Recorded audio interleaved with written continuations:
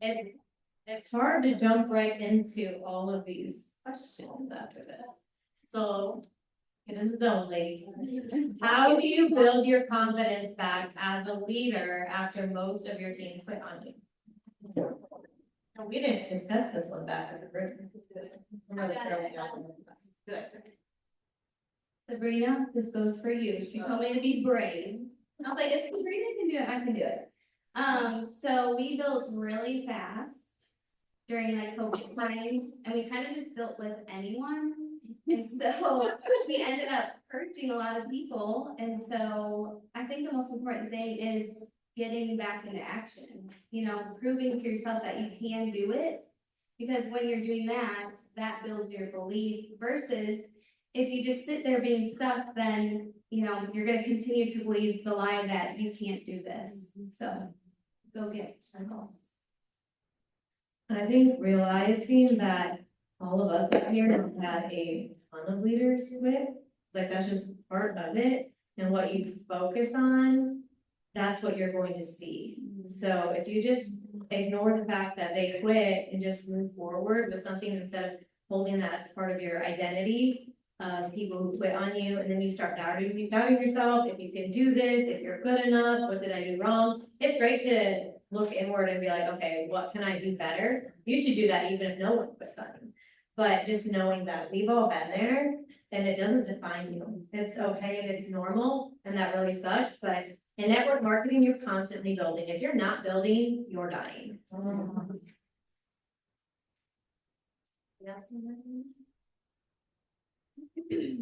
All right, here's a big question. Lots of these kinds of questions. So what key habits or mindset helped you build balance while building your Plexus business? How do you manage your family life? How do you be a good mom, good wife while running your business?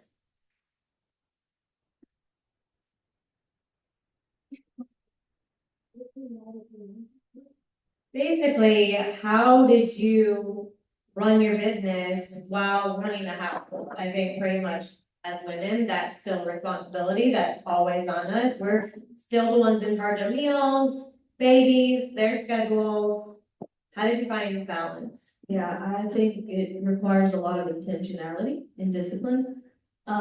Before I had a Plexus business, I was a homeschooling mom and I had 4 kids. And so I had, you know, kids in different grades and also a toddler and a nursing baby. And I was just trying to manage my home well. Like I don't do well with chaos. And so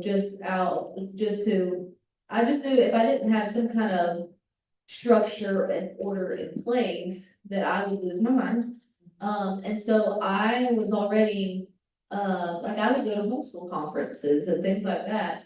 Because I live in the middle of nowhere, it's not like I really had somebody to mentor me who was like, was doing what I was trying to do and had results that I wanted, like I didn't really have anybody mentoring me. So I would just seek it out. I would go to homeschool conferences and intentionally put myself in situations so that I could find people who were like-minded to surround myself with, so that I didn't feel alone. And then also I would read books. So I read a book called Managers of Their Homes. I read a book called Managers of Their Chores. I read a book called Managers of Their Schools. So those books helped me learn time management skills and just like how to run my home as a wife and mother who was juggling a lot. And that was before I had a business. So I had already learned just some time management and just being intentional. And it's not that I don't thrive off of rigidness, so I like flexibility, but I need routine. But I also need freedom. So like, you know, I would have my structure and routines in place, but if it was Tuesday and everybody's just sitting at school and I didn't feel like doing it, if we wanted to just go to the zoo, we could. So, but because I was intentional on, you know, 80 to 90% of the time, it gave us a lot of freedom. So that's what I was saying yesterday, discipline brings freedom. Because I did have those routines in place, it gave us freedom, you know, to do things like that. without it like affecting the ultimate results that we were aiming for. So when I added in a business, I mean, it was just, oh, it would be like adding in having a new baby. Like imagine having, you know, your routines and things, you run your home a certain way and then you find out you're pregnant and then the baby's born and like, there's just adjustments. You just learn as you go. You just make tweaks, like at the end of the day or at the end of the week, you can kind of reflect, like what went well, what didn't, what can I do to, you know, reduce friction here, or make this part run more smoothly, or be more efficient here. So I think just intentionality and learning from others ahead of me and intentionally putting myself in situations where I could glean from others and, yeah, I mean, that's what I would say about it, just learning, implementing, reflecting, making tweaks. As your responsibilities expand, the skills of prioritization will become more and more important because, and then boundaries. Because as your responsibilities expand, you just realize you have to say no to more. So exercising that no muscle, that's a skill that I had to learn how to like disappoint people. That's what it felt like to me, that when I would tell people no, if they were making a request of me, that I was disappointing them. I just had to learn to be okay with saying no and just being clear on what God would have me to do in this season with my time and my resources, and then just being okay with, you know, saying no to certain things. So yeah, that's what I said. I think it's really important how you manage your family. If you can't manage yourself or your family, it's gonna be really hard to add one more thing in. April, what do you have for that? Like, especially moms with littles? I thought you said you wanted to do this one. I thought I you did, did, but I had just spoken, so I wanted to. Okay. Here we go. Yeah, I'm very passionate about this topic because I have built with littles. I've also built working full time. I've built as we've moved. I've built as I've had miscarriages. I've built during deployments. I've built during hurricanes. And so I want you guys to know that the excuse you're telling yourself as to why you can't build is not an excuse. And so I think when it comes back to littles, it's household management and boundaries. But then also letting your kids know why you're doing this. You're doing it for them. And so I think it's easy for like mom guilt to creep in because we're at home, right? We're on our phones. But if we can let them know that, you know, like casting the vision for your kids and your husband, that's important too. So I mean, your kids have to see you work if they want you to achieve those dreams and goals. One book that really helped me is called Boundaries for Kids. And that helped a ton. That would be a really great book. For this topic. Yeah. Yeah, go ahead. Liz. So I think it's also not okay, like it's okay and it's good to have permission to do this, but it's also really, really good to have the conversations with your kids and your spouse to let them, to ask for help or to let them know what you're doing. So building off what April said, like I needed to tell my kids who were very little at the time, you know, yes, I know you want to play, but I need to be work for 15 minutes or a half an hour. And after that, then I will put my phone away and we'll play for a little bit. But it's okay to tell your kids, I have to do this and let them know why, but then give them that time afterwards. And it's not neglecting your family. It's not choosing your work over your kids. It's having priorities in both. And they see that that's life skills. That's good for them to see that being modeled. And same thing with spouses. I had to get over the feeling of needing to feel like I had to do it all. Like when I saw my husband emptying the dishwasher after being gone at work, my first initial feelings with that was like defensive and feeling like, okay, I didn't get it done, so I'm not good enough and I'm failing and all these things. But I had to be, and it sounds stupid now because I'm like, please empty the dishwasher. But at the time, it was hard to let that go because I felt like I was failing.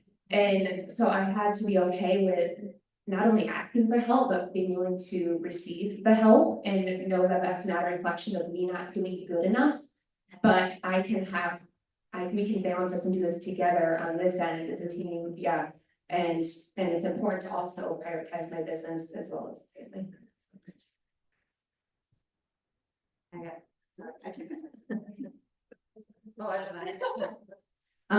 I got something else of that, like, if you were looking at this as a business, like, I worked outside of home too in April, and, Christina did, and you worked, and, yeah, and so this is a business too, if you're a stay-at-home mom, but you see this as a business, like, what better business, you can work at home, but you have to treat it like a business, like a job, and a job is hours, boundaries, time management, all of that, and you can tell your kids that, like, this is mommy's job right now.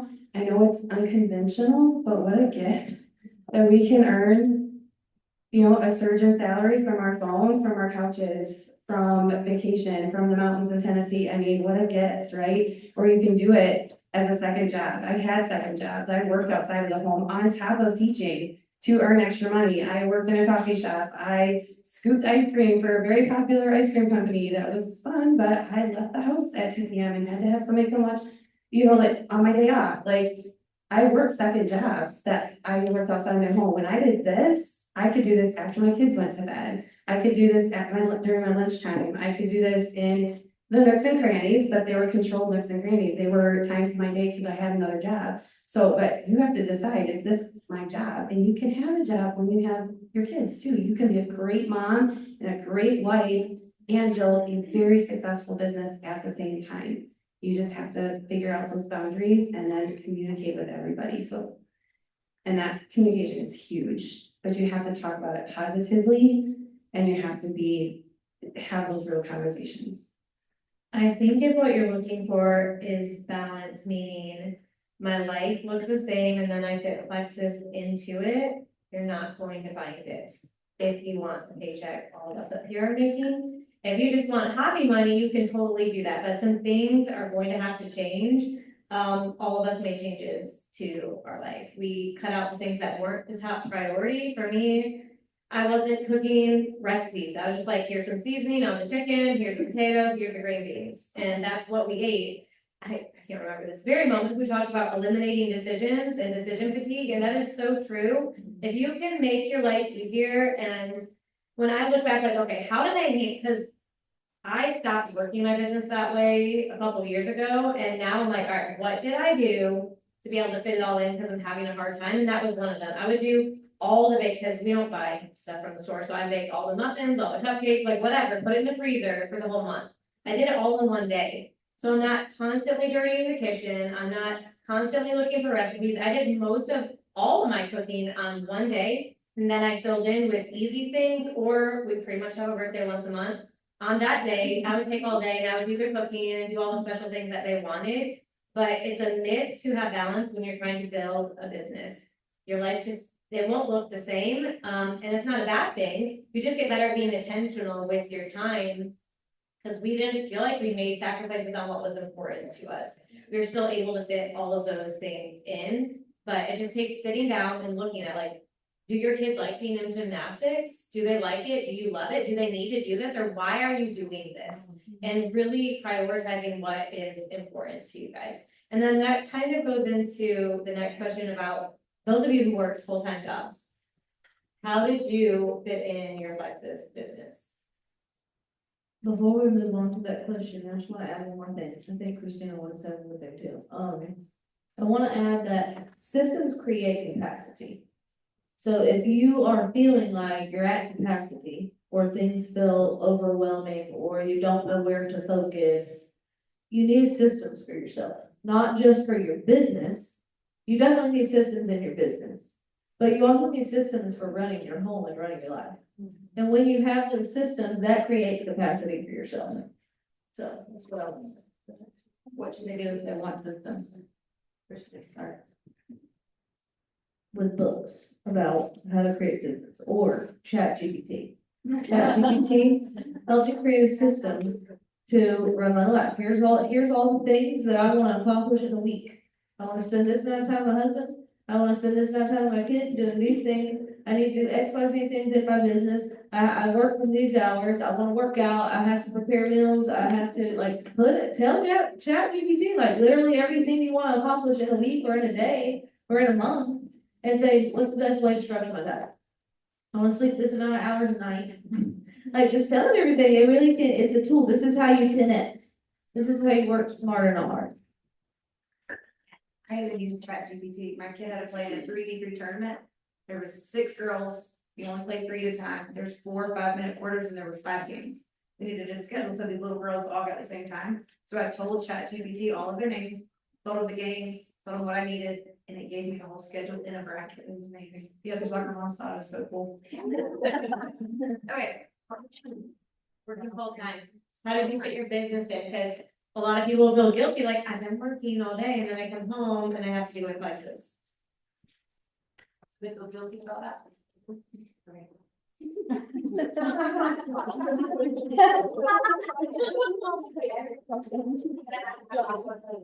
Well, I worked full time for 3.5 years while I built this. So is the question how to get it all in or how to deal with the guilt? How to get it all in, but I when get you talk about guilt, you can't do it kind of together. Okay.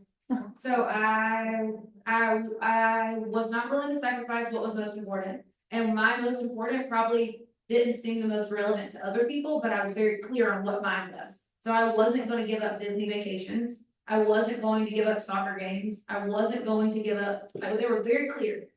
And so it was very well communicated, with my family and with my upline. Here's how I need you to make this make sense with what I'll give up soccer practice, I will not give up soccer game. I will not give up whatever, so knowing what you won't give up, and everybody got on board, like my kids knew. What are the things that mom has to be at that communicate the most amount of love? And so that's where we came up with, soccer games, and we wanna keep taking vacation, things like that. So I kept that, I got up early, very early, for a lot of years. Because nobody missed me then. So, nobody missed me then, so I could I didn't have to, my husband didn't have to sacrifice, my kids didn't have to sacrifice. So I sent a lot of messages at 4:30 AM. I stopped eating lunch in the teacher's lounge. I ate lunch by myself. I put my kids and my husband to bed and got back up out of the bed. Listen, as long as you take care of your man, you don't care what you do after that. Take care of your man, make him a sandwich, turn on TV, and then go to work. Amen. Okay, all right. So I did that for a lot of years. I mean, I still do that. I don't make all the sandwich, you better make your own sandwich.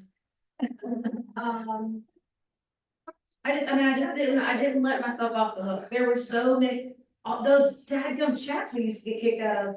First of all, there were many years I would get up out of bed because I would have to go into the chat, and if I didn't do my IPA, I might get kicked out. I would look like losers, I'm not doing that. So I would just get back up, but it was just not, it wasn't an option. I mean, if whatever was happening in my life wasn't gonna get me out of working my regular job, I didn't let it get me out of working my Plexus job. So having a stomach ache or my kid teething, or somebody having a stomach virus, like, if I figured that out with my real job, then I didn't let me off the hook in my other job. Guilt about it? I mean, listen, I probably did feel guilty about it, but I also knew if I didn't change something, something wasn't gonna change. So like, it was gonna be hard for a little while, so that it could be amazing for forever. I think you didn't struggle with guilt a lot because you were so intentional with the time you did have with your kids. Yeah. So you knew like what your non-negotiables were that made you feel like I'm doing a good job in the area of mothering. And you were very intentional about those things. And so that like kept the guilt at bay for you. But I want to add on to this about the non-negotiables. We talked about this a lot too, the non-negotiables, because when you're building a business, you are gonna have to make sacrifices. If you want massive success, that's not gonna come easy. And it's not gonna come in a few hours a day. I'm just gonna be honest with you. If you want massive success, it's going to take sacrifice, but you should not sacrifice what's the most important to you. However, what's most important to you is you don't have to justify that to anybody else, first of all. Secondly, it's gonna look different than other people's non-negotiables. So like you heard Fallon say, she, during that time, she gave up like cooking from recipes and stuff. She'd be like, here's some chicken, some seasoning on it, this is sufficient. I think for April, if she were to think that I have to give up cooking meals for my family for, X amount of years while I built this, she'd probably think that's not worth it. Because that actually is a non-negotiable, like, that brings her peace, it brings her joy, she enjoys it, it fuels her. It makes her feel like a good mother, so that probably would be one of her non-negotiables.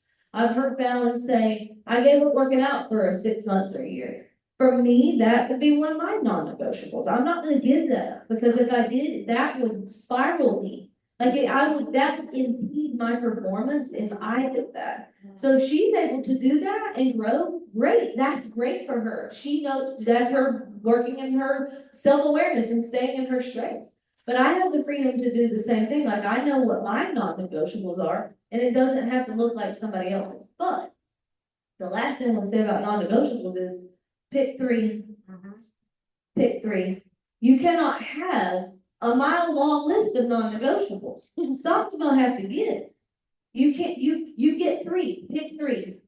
Yeah, you have to pick, so when you build here's where a lot of you guys are getting hung up, is you want to have business hours. And the reality is, when you're building this, you don't really get the luxury of business hours, you need to plan family hours. And everything else gets to be business hours. So you plan family hours, you plan your quiet time hours, you plan those things, and then you be okay with the fact that the other stuff is negotiable. If you've got non-negotiables, then that means the rest is negotiable for a time period, and then what will happen is it swaps. Then it swaps and you have total freedom, and then you just plan the things that will move the needle forward at a certain point. I just want to say something about the guilt too. And I can honestly say that I don't know if I ever felt guilty about doing this, because why would you feel guilty about having been given this gift to completely change your family's life? Like, I started working to get out of huge financial burdens. Like, it was heavy, heavy, heavy. And I knew that this was an answer to that. And so I never felt guilty about trying to better my family's life and to get out of debt, or this is, what we were working towards together as a family. And so the guilt I didn't ever feel that way. Just because I knew this was something God had given me to help us. And I think it's the way you look at it, if you're feeling guilty, I think that maybe you're not intentionally working your time how you should be. Maybe when you have your business hours, you're not spending it like maybe you should. You shouldn't be scrolling. You shouldn't be, self-discipline. You need to be intentional when you are working, how you're spending your time, working really smart. But if you're not doing that, then you might feel a little guilt, like not paying attention to your kids or whatever, because you're not moving your business forward. But, as far as that, I just think I don't know, that guilt piece, just don't feel guilty about working towards something massive and that can completely change your family's life. I think the guilt comes from a lack of belief that it will be worth it, that it will pay off. So if you go to work 9 hours a day and then you come home and you spend another couple of hours, it's like, is this cost? Like, I only get this year with my kid at this age for so long. What if I sacrifice his second and third year and it doesn't actually work? So it's a lack of belief. Number 1. Number 2, some of you are letting your children dictate the peace level because you allow them to say things like, Mommy, you're on your phone again. And you've got to teach them how to respect the work that you're putting in and create an admiration of your work, and not where the work is the enemy. And I'll tell you now, on this end of it, I have a 20-year-old and a 17-year-old who have both created their own business. So the more is caught than taught. You're doing a good thing to model for them this effort. And so you have to teach them how to treat you. You don't tolerate stuff like that. Like, you don't let them determine, they can't be tiny tyrants who pitch a fit because mommy's on their phone. Like, do they get to talk to their dad that way? He walks out the door to go to work in the morning. Oh, there goes daddy again, going to work, neglecting me, he won't play with me. No, he respects daddy work, daddy provides. And so you teach them to respect your work as well. What is that? Exactly, like, where did they get that from? Is really where, is that something else, or something that you said out loud, or I'm sorry that, Mommy, I'm sorry I have to be on my phone. You're like, oh, no, Mom's gonna work, so you go play, here's some puzzles, here's your toys, like, you know, this is what mom's doing, you know, like same thing as Sal, like my goal was to quit teaching. Remember, I prayed about it 3 years before it happened. So like, you know, or before I found classes, so like that was my prayer, you know, so my kids knew. And yeah, Keaton liked me putting him to bed at night, he still does, he's 14, he still wants me to pray with him before bed, thank the Lord. So I'll do that, but on the nights that there's team calls or book clubs that go a little bit later, or I have to get some work done after because I have a busy day and I have more messages to send out, I say, Keaton, I'm sorry, but I can't tonight. You know, and he'll just come down, give me a hug, I'm going to bed, mom, love you, and he goes to bed, you know, so he respects that, but it was me, it's how I presented it and how I did, so. You get to present that to your kids and they will respect you for it. Now, yeah, same thing, my kids 20, 18, 14, and they love classes. Because mom is home and I get to be the driver for games, I get to go to all of that stuff, I get to be the room mom, I get to volunteer, I get to do those things. That was my prayer before I even had kids, and I couldn't do before, so it's how you present it. Okay, we could talk about that for a while. For sure. All right, if your husband wasn't a supporter of you doing the biz, how did you get him on board?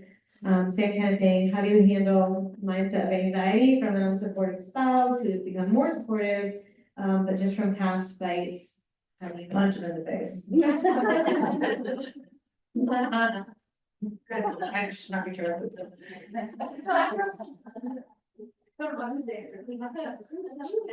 Don't you say hit them in the garage. Some of us would beat up those type of men.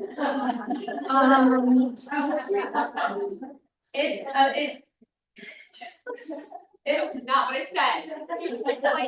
Jamie did not say that. I'll let you guys, feel that way.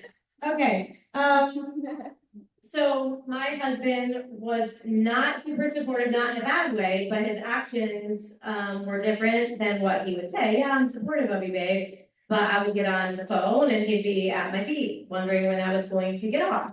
Or he would say, you're on the phone a lot, I thought we were going to hang out. And I'm like, well, Thursday night's book club, it's been like that for a couple of years. And I kept saying, this is what I can engage, like, a lot of stress and everything. I'm just like, do you like my paycheck? And that's what I would say. And I think a lot of women have, had to show their husband that this isn't some cute little thing. We're not selling nail polish here. We're not going to build a Tupperware party. Like, we have the opportunity to make money. Show him that. They've been, taught to respect money.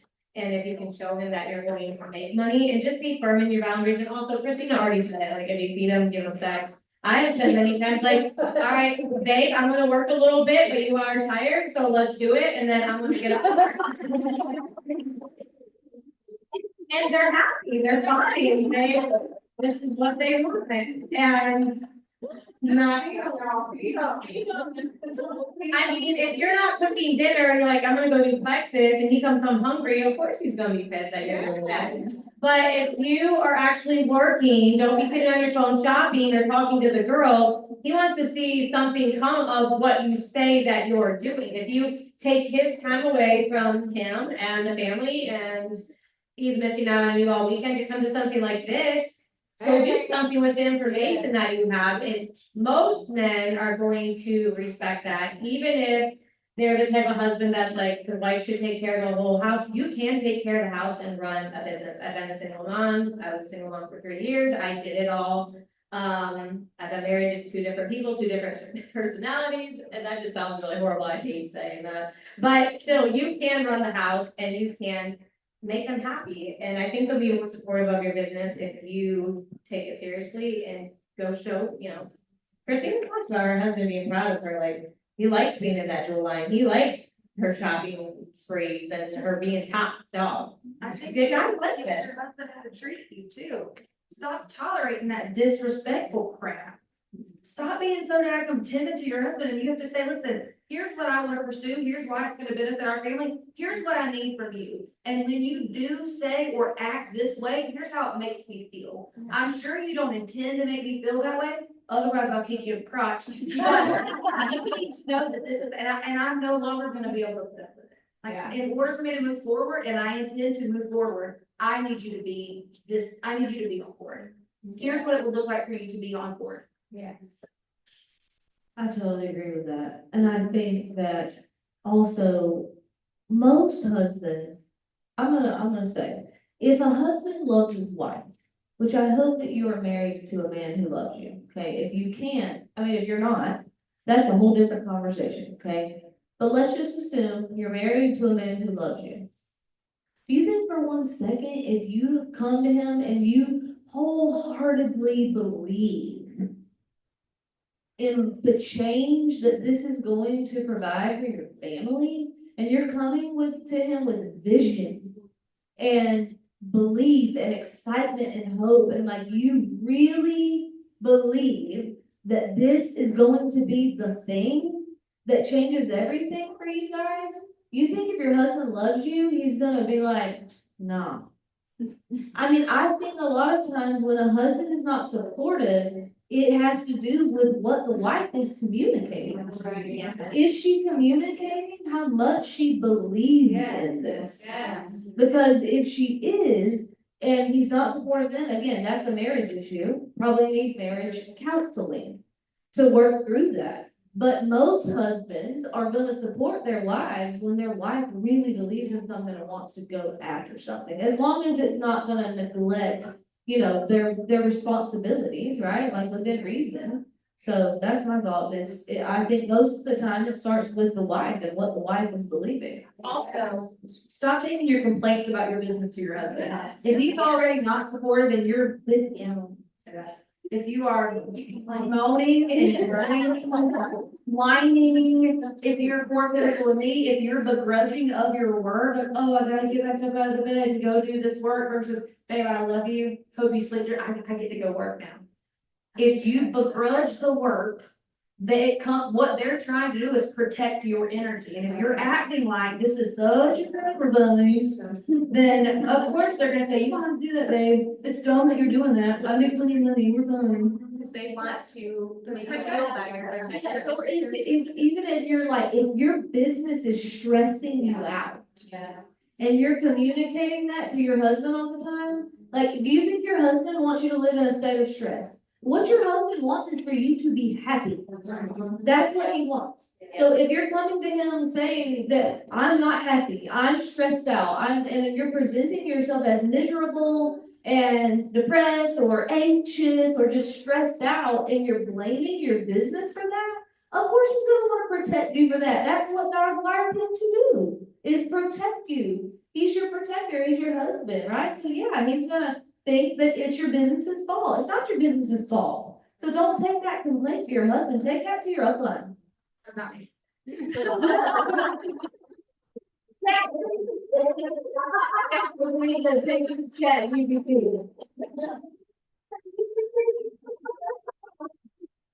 Okay.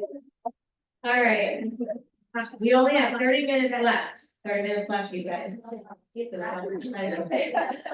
I'm trying to, I'm saving the easy ones for last so we can breeze through.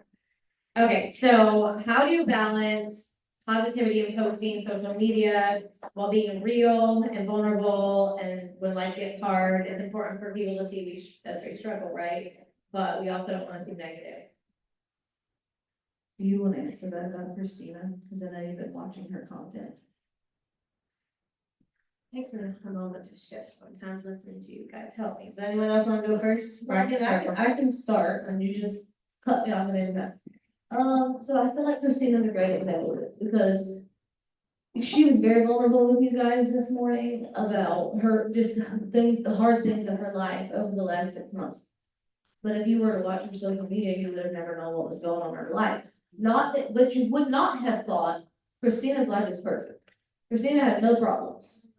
Right? Nobody would have thought that, because Christina, when something is hard, which I know firsthand, like it's been very heavy, but how she'll show up is by showing people how she's growing despite the difficulties. So she's not gonna go on there and blast her dirty laundry. Nobody in your audience needs to know exactly what your problems are, but here's the thing. If you have a problem if you might not have the same problem that every other human being has, but what you do have in common with every other human being is the same emotions.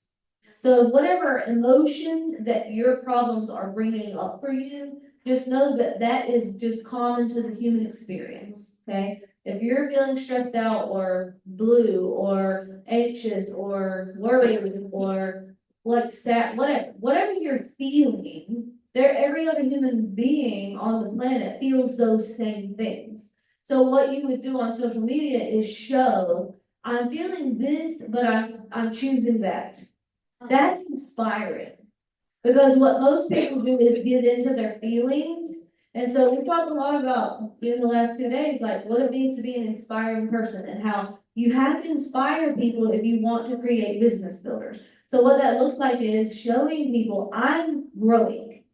I'm not just like settling for, like accepting my life as it is, or like accepting what comes my way and thinking that I'm a victim of it and I don't have a way to change it, this is life, whatever. Like, I have this difficulty, I'm choosing this, I'm gonna choose to think this and take this action despite this.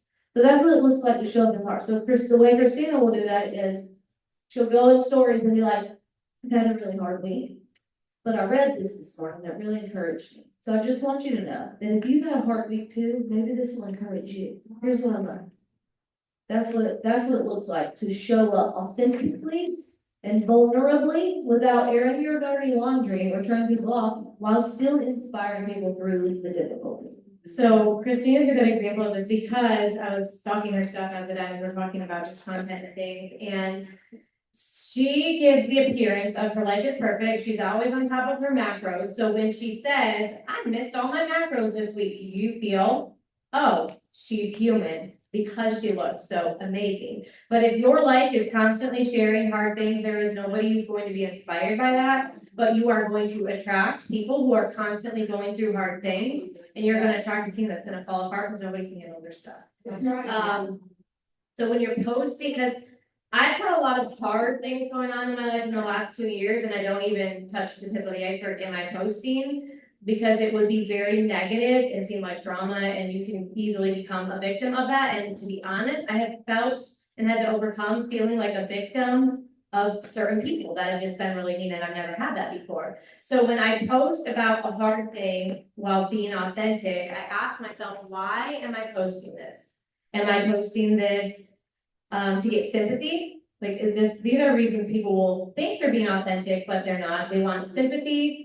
Sometimes they want to be, won't say this, but you want to be a victim and have people cheer you up, like you're so amazing. And I can see why, because when I posted like asking for prayer for things that have been going on, you get those kind of comments, and I'm like, I can see why people do this as a regular part of their brand, and it's not being authentic, it's being a victim. If you're being authentic, you're gonna show the majority of your life that's good and positive and uplifting, and then you're gonna share a snippet of something hard. You don't want that to be your whole brand.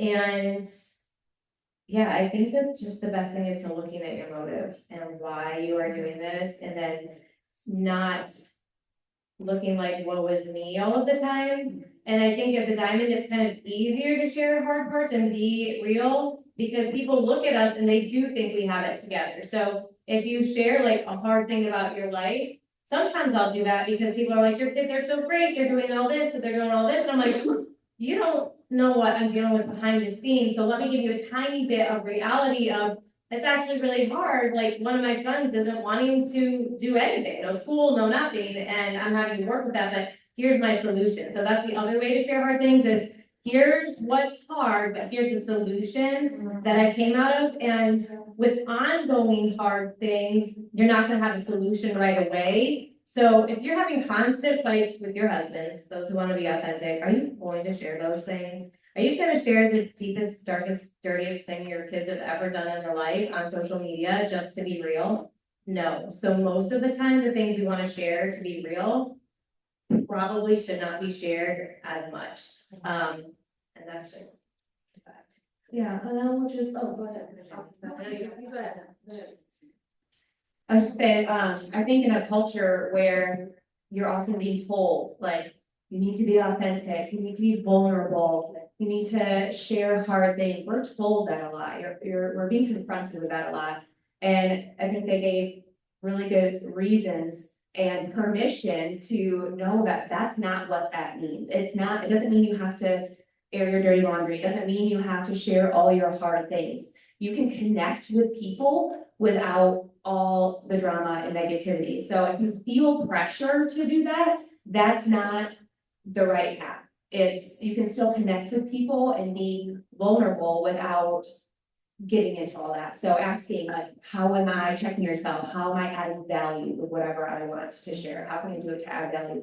Also, if you're, I don't know the background of this question, but if you're on another angle of thinking about this and you're thinking, okay, I am going through something that is really, really, really, really hard. How can I be authentic on social media and act like everything is fine when all this is super hard? I feel like I'm being fake or I'm being whatever.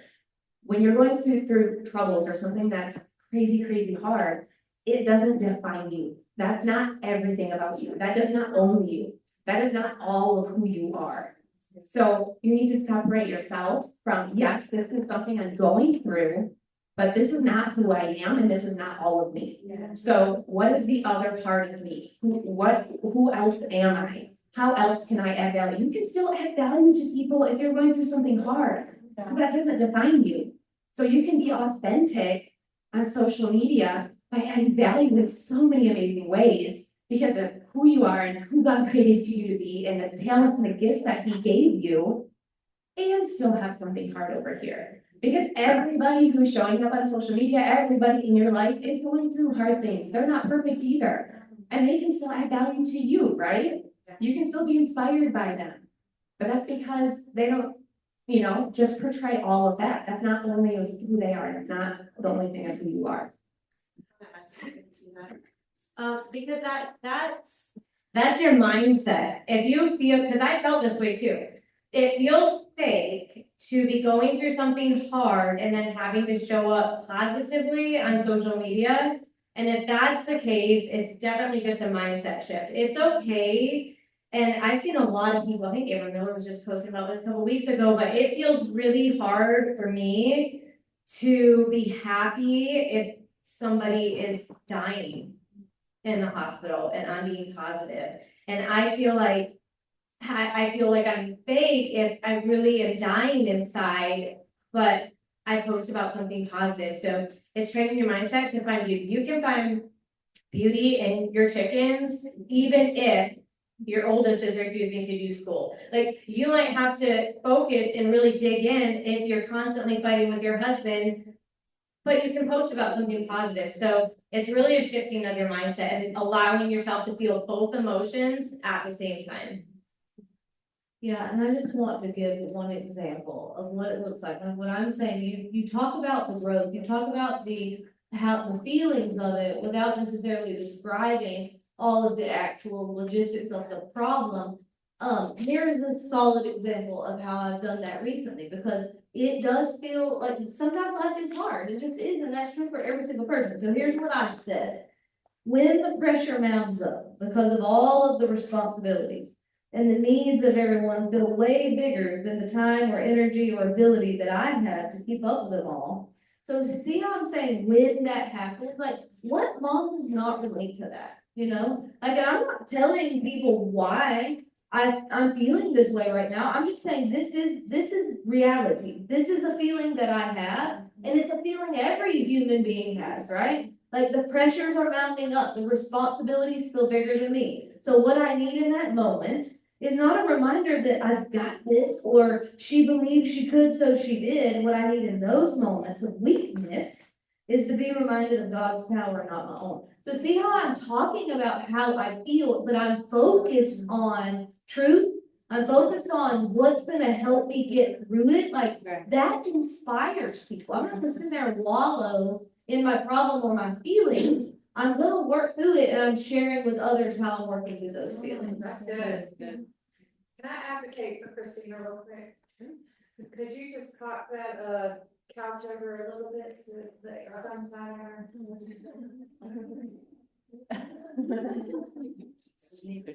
Rachel, that's like having a mom personal advocate. Oh,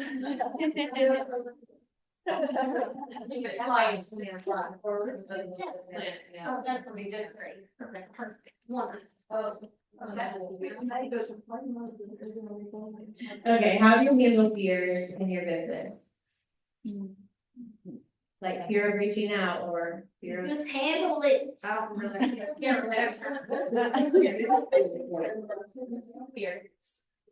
But you spaced out. That's what it is. I don't know if I need to talk. Yes, you did. I mean, I've had many fears in my business, you guys, and we all have, but we overcame them. And we're on the couch as diamonds, and we just did it. Everybody has fears, and you just have to get over yourself and just do it. You gotta get comfortable being uncomfortable. I say that all the time to my team too, like, you know, think about what scares you. Why does it scare you? It's okay that it scares you. It's okay. We are all afraid of something, but to move forward, if you guys have dreams and visions and whys with this business and whatever that may be, it's very personal to you. In order to reach those, you have to do the scary things. I don't know what else to say. You just gotta do it. You gotta stop babying the fear too. This sounds really terrible, but listen, at this point, we all are aware of the fact that there's not a boogeyman under the bed. How do we know that? Well, because everybody else isn't scared of under the bed. Stop babying the fears. If other people around you who are where you wanna go are willing to do the things, stop babying the fear. It's okay if you have to run really fast through the dark living room in the dark hallway. Run, it's fine, it's fine. Stop babying the fear. And if there's a fear in your business, and the question is, how do you work through that? You don't wait for the fear to be gone. You don't figure out how to fix the fear. There's no fixing the fear. The fear is there. You go do.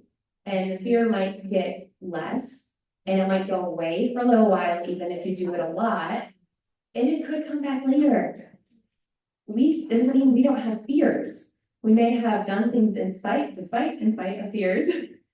But a lot of times they come back and there's still things that are fearful. So it doesn't necessarily go away, or you don't wait for it not to be there. If you have a fear in your business, that's probably an indication that you need to lean into it and you need to do it. So write down your fears and then figure out what action you can take. And that is your next step, because that's probably what you need to do to grow.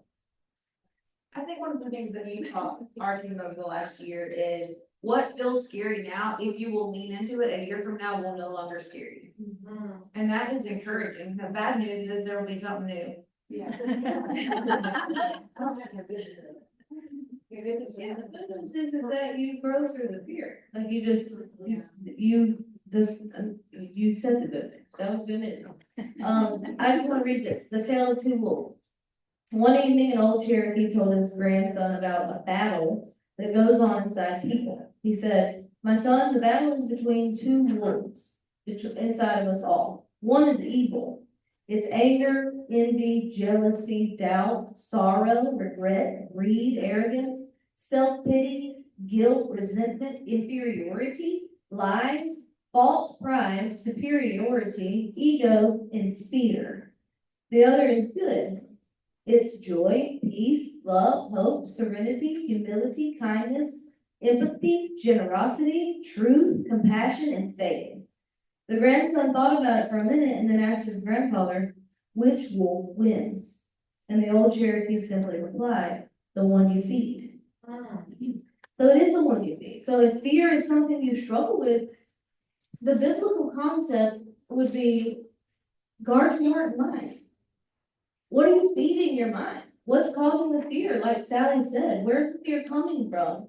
And what are you doing to guard your heart and mind? And what are you doing to feed the faith? Like, what are you doing to battle fear? Sometimes you actually have to battle against the fear. And that would look like prayer. That would look like reading the Bible, going to church. Like habits can starve fear and feed faith. Listening to podcasts that inspire you of you know, stories of people overcoming struggles and going on to huge success anyway. That would be, listening to things like that on a regular basis, imagine what that could do for your mindset versus listening to people who are stuck in a victim mindset or listening to people who have failed or who are not doing anything with their life that you want, right? So you do have to intentionally feed your faith and feed your mindset and starve the fear. So what are you doing to guard your heart and mind? The thing with fear is sometimes it doesn't, and anxiety, it doesn't really go away. You just have to it's not like you can read a million books to overcome this with a skill set, unlike a lot of other things. Like if you're genuinely afraid of sending a cold message versus you don't know what to do or who to contact, you're just going to have to do it anyways. And if you knew, say it took 200 cold messages exactly to hit diamond, would you message 200 people no matter how scared you are? And the answer for everyone in this room is yes. Why? Do you know why? Because you believe it's going to happen. So the reason you don't want to overcome a fear is you either believe you can hit your goal without overcoming it, or you believe that if you overcome it, it'll be too much work, it'll be too hard, it won't really be worth it, you'll never get there anyways. So why get that uncomfortable by overcoming this?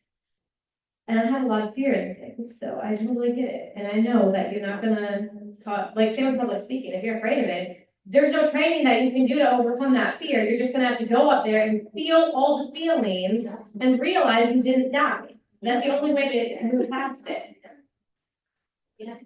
Instead of saying, I'm afraid, or I have fear about this, just change your verbiage and say, I am brave, and I have courage. Courage is being afraid. It's okay to be afraid, but you're doing it anyway, right? You're gonna go do the action anyway. So change the script, flip the script a little bit. I'm not afraid, I'm brave. I have courage. Yep, it's scary, but I'm gonna do it anyway. Your body feels the same. Fear, like if I'm afraid and I'm excited, my body feels the same. So instead of saying I'm afraid, you're saying I'm excited. I am excited. Your body feels the exact same feeling, emotion for fear or excitement. So you're not afraid, you're excited. Shelley said that to me this morning when she had her thing. She said, I'm not afraid, I'm excited. And she was afraid, but she verbalized it as excited. Right? And yeah, so, yeah, that it is. Okay. If you had a worker or goal who stopped working, fell off the bandwagon, how do you inspire them or get them back into action again? And how do you start the conversation to see where they're at? I would just answer the first part of that, because that is more broad. What would you do if somebody quit and you wanted them back?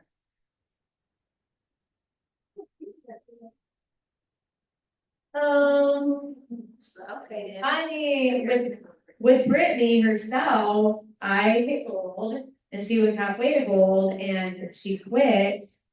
And here's the key, and I'm gonna talk about this in a minute, but you have to like your people. Okay, I didn't keep talking to her because I hoped she would come back. I kept talking to her because she was the only friend I had except my sister and I. I'm real picky with my friends, so she got the honor of being that person. And so I talked to her about what I was doing. I honestly didn't, I cared what she was doing, but we talked more about food and laundry and babies and potty training. And I would talk about what I was doing with Lexus because it was a part of my life and I moved on without her. And then she asked me a couple questions one day and I was like, oh, she's coming back. And then I felt like the doors wide open. And I could tell she was curious and she wasn't totally closed off. But I did not wait for her. I kept moving without her. And even then, it took a while before she came back. And it wasn't until I had success that she did. I think I was Ruby. Gold. You were senior. It was that gold headed, like I ranked back to back. So it was like right around that time and she saw me having success. But I don't think you can just wait around for somebody because you think that they're gonna get you the diamond. Go find somebody else and they will see what you're doing. And if they were interested at some point, they'll come back. If they're your friend, continue, when you do talk to them, to put plugs in about Plexus, and it doesn't have to look like, hey, it's gonna come back. It needs to be, I am so excited, that trip to Hawaii was amazing, everything was so worth it, talk like that.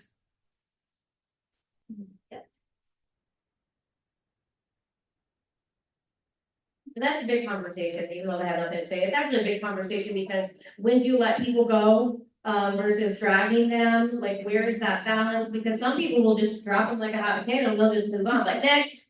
And that's not the answer either. If you, I mean, you should look at yourself, like with Brittany, I was like, okay, maybe we were too negative, maybe all I did was complain about my back office and now she don't want no part of it. Like, I would ask myself, like, what could I have done differently? What did I do wrong? What am I gonna change with my next people? So you do want to reflect. I'm having thoughts, but I'm having a hard time organizing them. I think what you said, so you keep inviting them in, like, they're your customer too, right? So you're gonna have conversations with them, you're gonna, if they're gold, they have a team, right? So somebody's gotta work with their team, so if they're not doing that, then you should be working with their team. And they're gonna eventually see what you're doing, and they're gonna be like, oh, but sometimes they're gonna wanna be part of that, and sometimes they're not, and that's okay. Well, then you could end up having a whole dual leg underneath them. I mean, I have a couple of teams like that, you just work with the ones that wanna be worked with. But you still love those people, right? And they'll come back when they're ready, or they won't at all. And a lot of this action too, like, if you're like constantly, getting on the phone with that, like, I don't connect with those leaders if they're not actually working. If they're not getting on team calls, they're not getting on book club, if they're not doing any work, and I know that, and they're telling me that, well, then I'm not checking in with them as a business builder. I'm gonna check in with them as a customer and as a friend and continue to have that relationship there. I'm not gonna drop them on the hot potato, but like, I'm just not gonna keep them as a strong business builder because they're not working, right? You work with the ones that want to work, so, but they may come back, so you just keep loving them where they're at, and if they come back, and they will do the actions, but just don't drag them if they don't do anything, there's no action, stop dragging them. Yeah, I will say, Fallon never tried to talk Andy about her back. She didn't try to do that, she did exactly what Chris just described, she was a friend, she saw my potential. And then like if I would say something about Plexus that she didn't agree with, she would totally defend, like she would challenge it or whatever. But she didn't try to give me a whole list of reasons why I should come back. She just tried to inspire me with her success, and that it wasn't dependent on me. And I think you gotta check your motives too, when you're saying, how do I get the goal to come back, why? Because of her potential and what's possible for her, or because of what you need her to come do? That. If they know that what you need is for them to cooperate with your plan for their life, they can smell you a mile away. That's right. So check your motive. If that's your motive, go find another new eager beaver who, has that only mission for themselves. Don't try to beat a dead horse. Also, if somebody came to you for a business mentor and they decided they no longer want your business, you're not obligated to build a friendship. Like, I can't be responsible to build a friendship with every person who ever comes to me to help build a business. If you're not a friend before Plexus, you don't have to feel guilt about not trying to pursue a friendship post Plexus. No more than if I was the manager of a restaurant, and someone came to work for me in my restaurant, and then they chose to not work in my restaurant. I don't gotta go knock on their mama's house to try to have a potluck dinner. They know where to find me. I'm at the restaurant. So. What rank were you stuck at and the most frustrated if you were frustrated?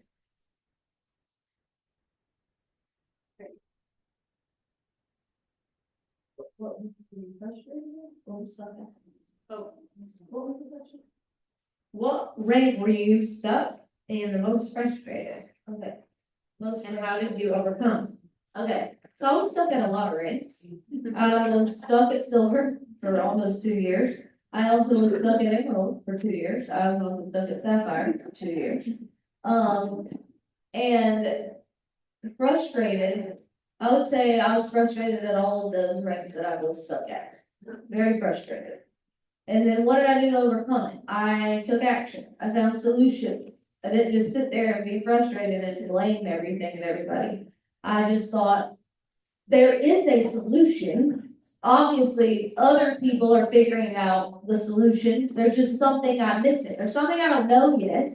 And if I find it and I figure it out, then I'll move forward. And so I just would find solutions. I just would do whatever it took to find a solution. I would invest in learning, whether it be a book or a podcast or sometimes it was a course or like I would find solutions. Tell the time about when you thought your team was quiet, and so you're like, okay, things feel quiet, and so I don't like this, it's still not how I want it to feel. Yeah, so I had been Emerald for a year and a half, was sick to death of being Emerald.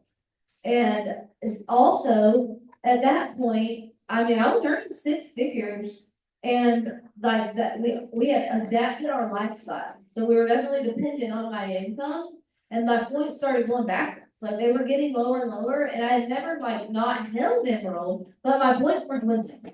And that was scary, especially because it was around the holidays and my team felt quiet. I remember Christina was in the hospital because she was having Rett and she had like a lot of issues with that pregnancy. She was in and out of the hospital. So she was definitely my primary leg, but I mean, my team felt quiet. They seemed like they were more focused on like holiday things and like, this was my livelihood. And so that felt scary to me. So yeah, it was frustrating and it also felt urgent. And I didn't sit there and think my team's not doing what they're supposed to be doing. I didn't think anything about my team. I thought my business is up to me. I'm gonna go fix it. So I started messaging 20 strangers a day.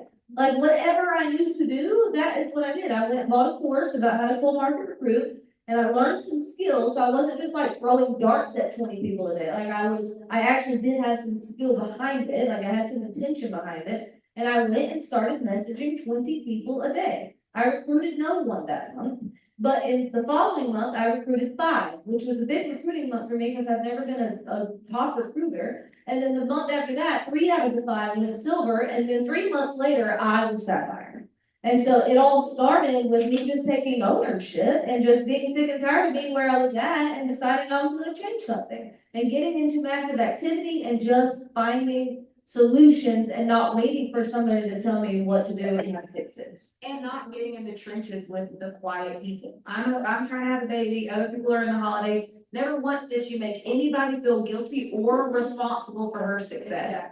We've been building together a long time, and I'm telling you, the number one turnoff, if ever I felt like she needs me to do more, be more, figure out, if she needs me to be faster, she needs me to do more for her benefit, I'm telling you right now, massive turnoff. Never felt that way. And so she just let us exist the way we were existing. And then, but what she learned in that quiet season massively changed all of her, but she went and learned a skill set. And then when everybody else was refocused, babies were born, holidays were gone, whatever, she's like, hey, I learned something. While y'all was out, I learned something. And let me help you change your business. And so, I mean, it was very productive.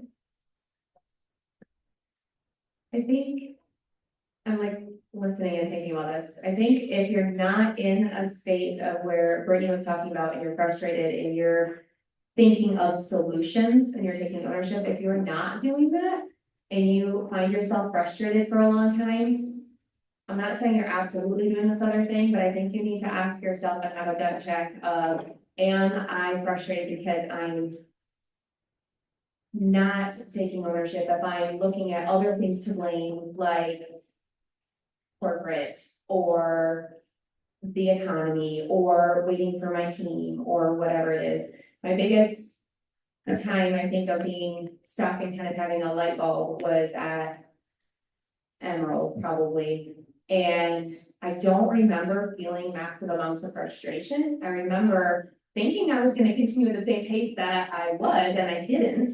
And then I think, and like finally having the light bulbs at one point, because I wasn't looking at things to blame. I wasn't thinking like something is wrong with whatever out there. I wasn't thinking, like, I wasn't looking for things to blame. I eventually was like, okay, well, I just have, like, what do I need to do?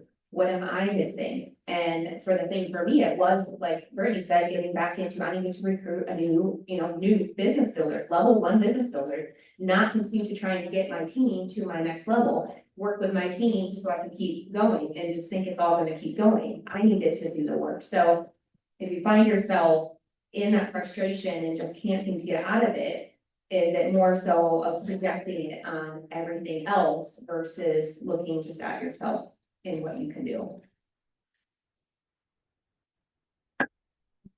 I would say that watching all of these women hit their rate, even if they weren't growing, they did not blame their downline.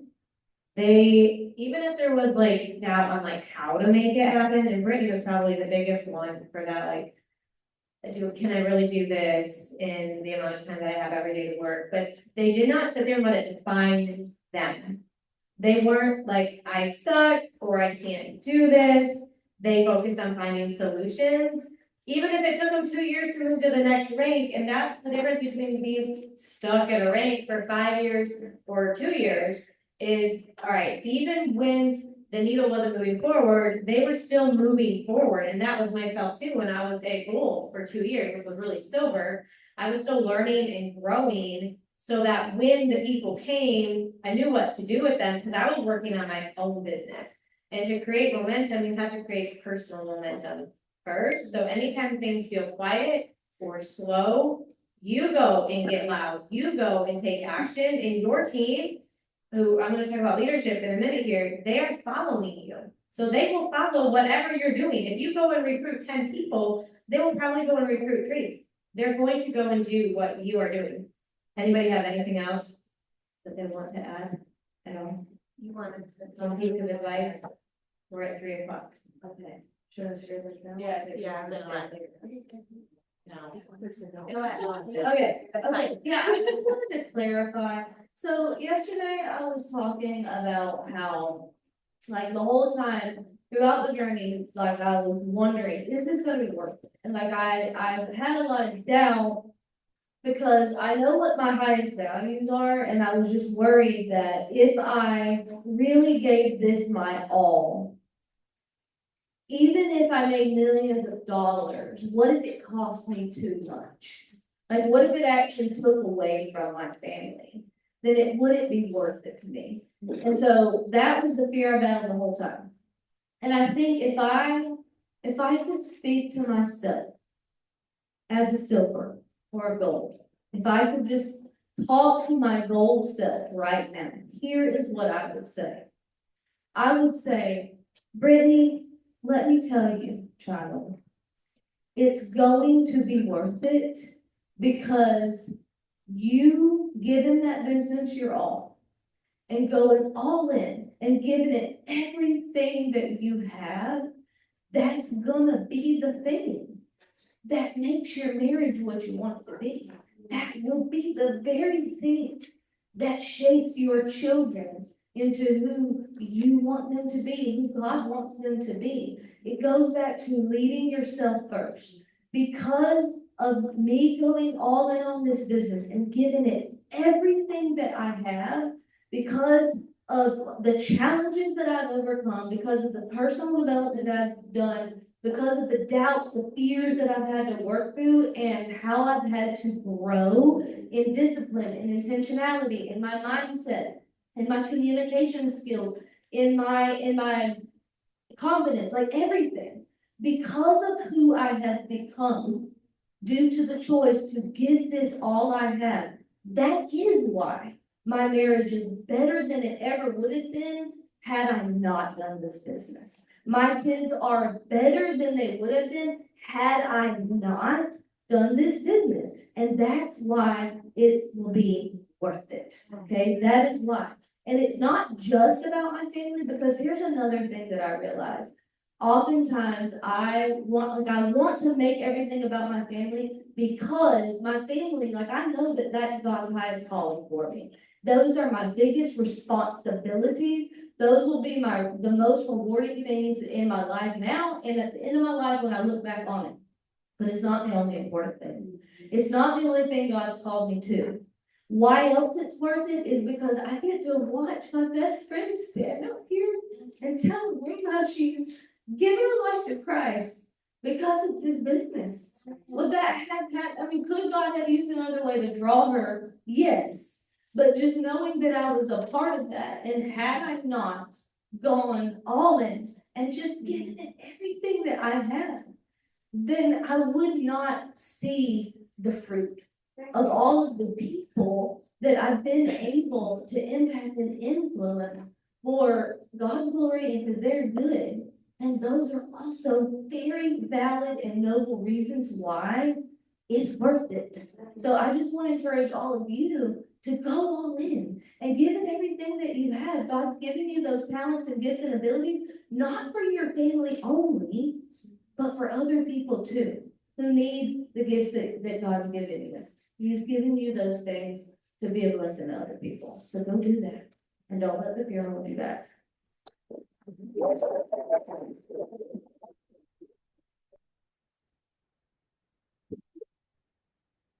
You know what I love about, I love these women all individually, but I love because they're all so different, but they're all wildly successful. Every last one of them, and you know what that means for you? That you don't have to look like any of us, you don't have to be us or have our personality or any of that, because they're all different. And you can all be up here, you can all be diamonds. And that, I love that. It really makes me smile. Love you, ladies, and we will be back in 15 minutes, 10 minutes.